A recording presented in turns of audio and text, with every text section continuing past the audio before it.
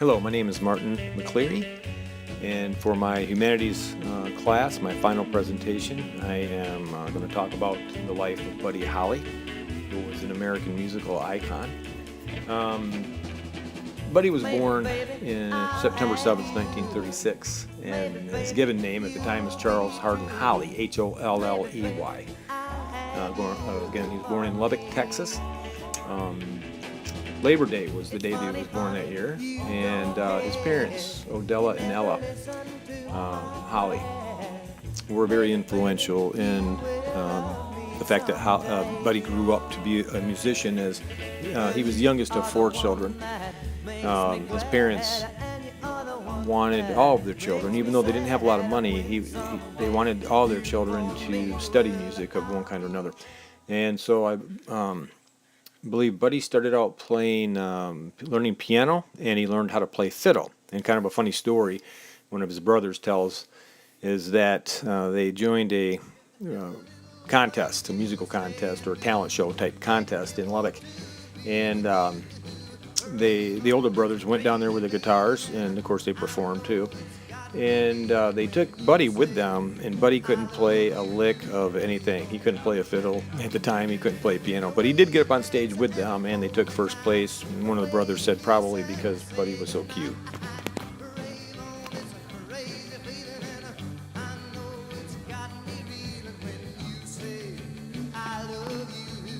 September of 1953, Buddy becomes involved with a man by the name of Jack Neal.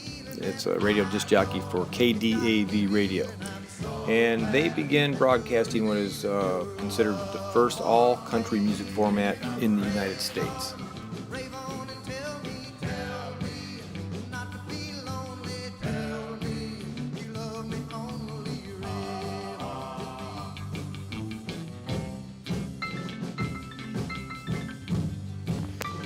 In 1955, Buddy Holly sees Elvis perform, and this would change the course of history as far as music goes.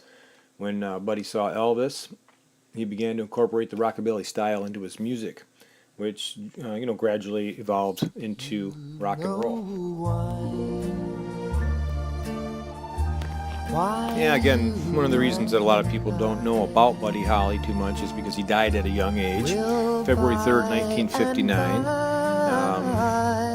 Let's back up one day, February 2nd, 1959. Buddy Holly will play his last concert at a place called the Surf Ballroom in Clear Lake, Iowa. The weather being kind of nasty, cold, snowy, Buddy chartered a small plane to take him to his next stop where he would play.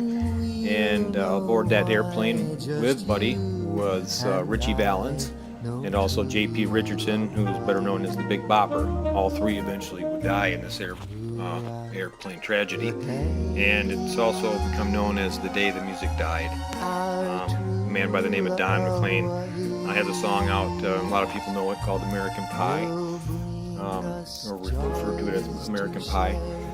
This is supposedly talking about the day that this traffic tragedy occurred. Sometimes we'll sigh. And it's quite interesting to note that during the span of in a very short span of his recording career, Buddy Holly and the Crickets reached the top 47 times. Just imagine what could have been if he would have lived, to a ripe old age, like a lot of us do.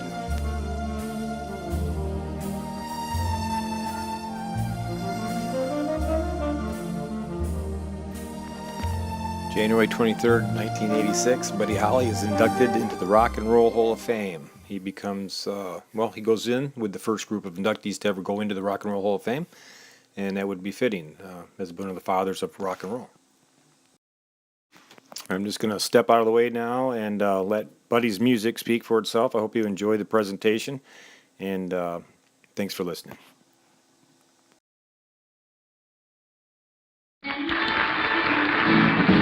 Well, that'll be the day when you say goodbye, yeah, that'll be the day when you make me cry. You say you're gonna leave, you know it's a lie, 'cause that'll be the day when I die. Well, you give me all your love and